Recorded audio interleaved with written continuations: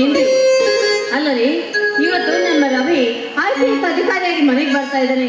ಇವತ್ತಾದ್ರೂ ಸ್ವಲ್ಪ ನಗನಗುತ್ತಾ ಇರಬಾರ್ದೆ? ಕಾವೇರಿ, ನಾವಷ್ಟೇ ನಗುತ್ತಾ ಇದ್ದರೆ ಹೇಗೆ? ಈ ನಾಡಿನ ಮಕ್ಕಳ ಸತ್ಯಜೀತರ ಚಕ್ರದಿಂದ ಯಾವಾಗ ನಗು ನಗುತ್ತಾ ಇರ್ತಾರೋ ಅವತ್ತೇ ನನಗೆ ನಿಜವಾದ ನಗು ಬರುದು ಕಾವೇರಿ, ಅವತ್ತೇ ನಿಜವಾದ ನಗು ಬರುದು. ನಮ್ಮ ಬಹುದಿನಗಳ ಆಸೆ ಇವತ್ತು ನೆರವೇರ್ತಾ ಇದೆ. ನನ್ನ ಮುದ್ದು ಮೈದಿನ IPS ಅಧಿಕಾರಿಯಾಗಿ ಬರ್ತಾ ಇದ್ದಾನ್ರಿ. ಇನ್ನು ಮುಂದೆ ಅವನ ಕೆಲಸ ಬಡವರ ಕಣ್ಣೀರನ್ನ ಒರೆಸೋದು, ಬಡವರ ಕಷ್ಟವನ್ನ ಕೇಳೋದು. ಇನ್ಮೇಲೆ ಊರಲ್ಲಿ ಯಾರು ಕಷ್ಟ ಅನ್ನೋ ಹಾಗಿಲ್ಲ, ಅದನ್ನೆಲ್ಲವನ್ನ ಅವನೇ ಪರಿಹರಿಸ್ತಾನೆ. ಅಷ್ಟೇ ಅಲ್ಲ, ಈ ಮಣ್ಣಿನ ಮಗನಾಗಿ ಅವನ ಸೇವೆನ ಮಾಡ್ತಾನ್ರಿ.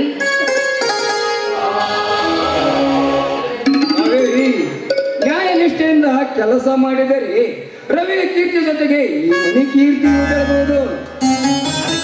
ಹೌದ್ರಿ, ಅದೇ ನಮಗೆ ಸಂತೋಷ. ನನಗ್ ಗೊತ್ತು ರೀ, ಅವನು ಮೊದಲನೇ ಸಾರಿ ಅಧಿಕಾರಿಯಾಗಿ ಮನೆಗೆ ಬರ್ತಾ ಇದ್ದಾನೆ. ಅಂದ್ಮೇಲೆ ಅವನಿಗೆ ನಾವೇನಾದ್ರೂ ಕಾಣಿಕೆ ಕೊಡ್ಬೇಕಲ್ವೇ? ಕೊಡಬೇಕು ಕಾವೇರಿ, ಕೊಡಬೇಕು. ಆದರೆ ನನ್ನ ತಂದೆ ಗೋಕರ್ಣೇಶ್ವರ ಅಂತ ಶಕ್ತಿ ನನ್ನಲ್ಲಿ ಕೊಟ್ಟಿಲ್ಲ ಕಾವೇರಿ, ಕೊಟ್ಟಿಲ್ಲ. ಅವನಿಗೆ ಒಂದು ಜೊತೆ ಬಟ್ಟೆ ಏನಾದ್ರೂ ತಂದು ಕೊಡುತ್ತೇನೆ ಅಂದರೆ ನನ್ನ ಹತ್ತಿರ ಹಣವಿಲ್ಲ ಕಾವೇರಿ, ನನ್ನ ಹತ್ತಿರ ಹಣವಿಲ್ಲ. ನೋಡ್ರಿ, ನೀವೇನು ನೊಂದುಕೊಳ್ಬೇಡಿ. ಅವನಿಗೆ ಹಣ ತಾನೇ ಬೇಕು.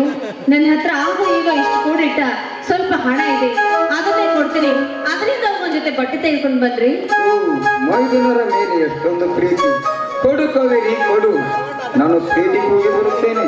ಸ್ವಲ್ಪ ಇರಿ, ಈಗಲೇ ತಂದೆ.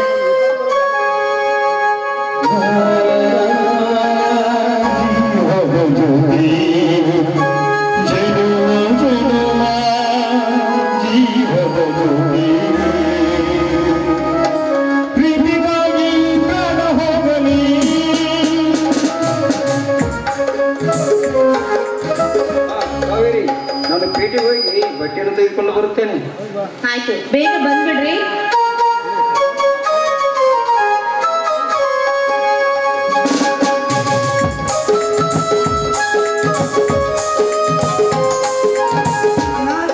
ಅತ್ತಿಗೆ, ಬಾರಪ್ಪ ಪ್ರವೀಣ.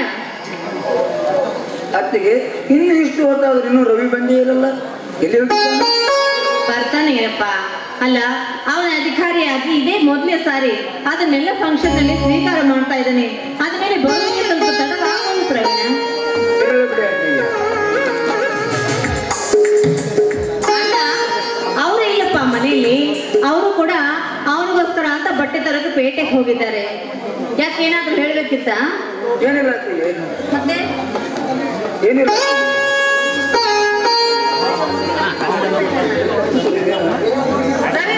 ಪ್ರೀತಿ ಮಾಡ್ತಾ ಇದ್ದಾನ? ಹೌದು.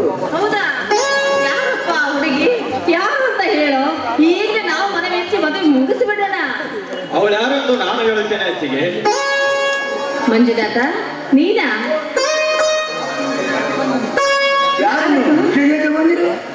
ನಾನು ಈ ಮನೆಯ ಎರಡನೇ ಮಗ. ಶಿವನಿಗೆ ತಮ್ಮನಾಗಿ, ರವಿಗೆ ಅಣ್ಣನಾಗಿ, ಕಗ್ಗತ್ತಲಲ್ಲಿ ಕಾಲ ಕಳೆಯುತ್ತಿರುವ ರೌಡಿ ಮಂಜು. ಮಂಜು, ಏನ್ ಹೇಳ್ತಾ ಇದೀಯ ನೀನು?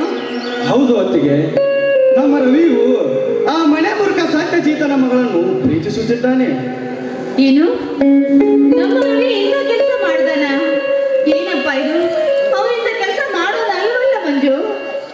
ಹೌದು ಅತ್ತಿಗೆ, ಮಂಜು ಹೇಳೋ ಮಾತು ಸತ್ಯವಿದೆ. ಅಯ್ಯೋ ದೇವ್ರಿ, ಅಣ್ಣ ಅತ್ತಿಗೆ ಅಂದ್ರೆ ಹೆತ್ತ ತಂದೆ ತಾಯಿ, ನನ್ನ ಪಾಲಿಗೆ ದೇವರು ಅವನು. ಇವತ್ತು ನಮಗೆ ಹೇಳಿದೆ, ಈ ನಿರ್ಧಾರವನ್ನು ಅದು ಹೇಗೆ ತೆಗೆದುಕೊಂಡ ಮಂಜು?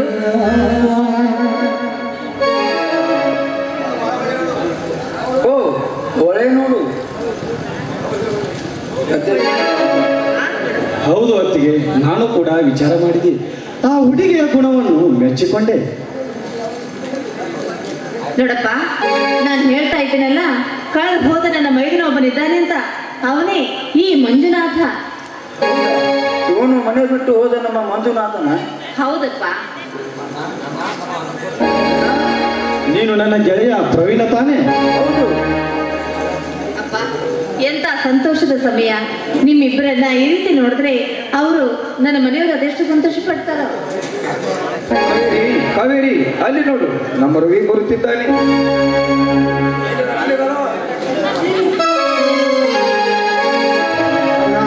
ನನಗೆ ಆಶೀರ್ವಾದ ಮಾಡಿ. ನನಗೂ ಆಶೀರ್ವಾದ ಮಾಡಿ ಅಣ್ಣ.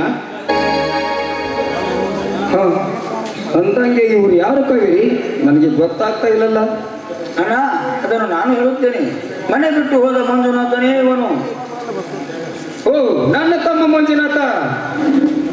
ಅಣ್ಣ, ನನ್ನನ್ನು ಕ್ಷಮಿಸಿ ಬಿಡಣ್ಣ, ಕ್ಷಮಿಸಿ ಬಿಡು. ಮಂಜುನಾಥ, ನಿನ್ನನ್ನು ನೋಡಿ 16 ವರ್ಷ ಕಳೆದವು. ನೀನು ಎಲ್ಲಿದ್ದೀವೋ ಹೇಗಿದ್ದೀವೋ ಎಂದು ಚಿಂತಿಸುತ್ತಿದ್ದೆ. ಈಗಲಾದರೂ ಅಣ್ಣನ ನೆನಪಾಗಿ ಓಡಿ ಬಂದಿಯಲ್ಲಪ್ಪ, ಅದೇ ನನಗೆ ಸಂತೋಷ. ಅಣ್ಣ, ನಾನು ಅವತ್ತು ಊರು ಬಿಟ್ಟು ಹೋಗಿ ಬೆಂಗಳೂರಿನಲ್ಲಿ ಒಂದು ಹೋಟೆಲ್ನಲ್ಲಿ ಕೆಲಸಕ್ಕೆ ಸೇರಿದೆ. ಯಾರೋ ಮಾಡಿದ ಕೊಲೆಗೆ ನಾನು ಜೈಲು ಶಿಕ್ಷೆ ಅನುಭವಿಸಿದೆ. ಅವತ್ತು ಅತ್ತಿಗೆಗೆ ಭೇಟಿಯಾಗಿ ಮನೆಗೆ ಬಂದಿಲ್ಲ.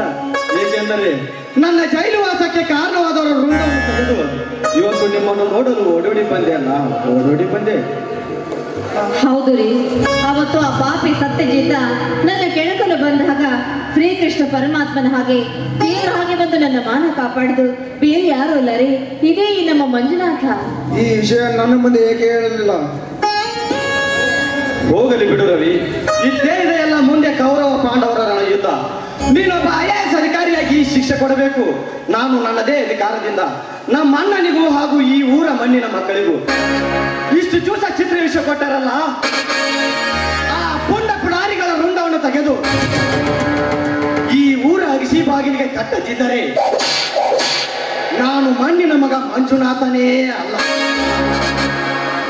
ಹೋಗ್ಲು ಬಿಡು ರವಿ, ಎಲ್ಲದಕ್ಕೂ ಆ ದೇವರಿದ್ದಾನೆ.